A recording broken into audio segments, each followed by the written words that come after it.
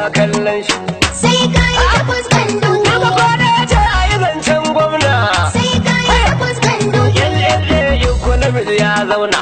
Sai ka yi takwas kan dutse. Kuma na matasan gwamna.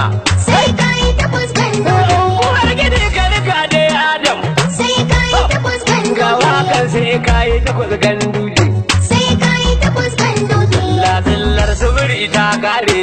Sai ka yi takwas kan dutse. Rara ke maganar ganduje. Sai ka yi takwas kan dutse. Na baba Buhari shiri ya dore. Sai ka yi takwas kan dutse. Da alfarmar ka ba ka zance.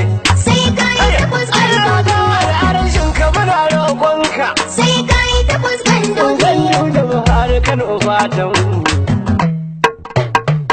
Sai ka yi takwas ganduje.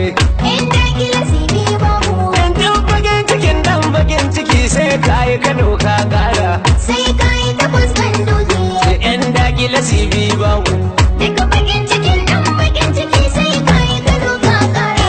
Sai ka yi takwas kan dutse. Inda kila sibi babu. Duka bakin cikin dan bakin ciki sai ka yi Kano ka kara. Farko a hadin sarki yake washe iya mutanen Yoda.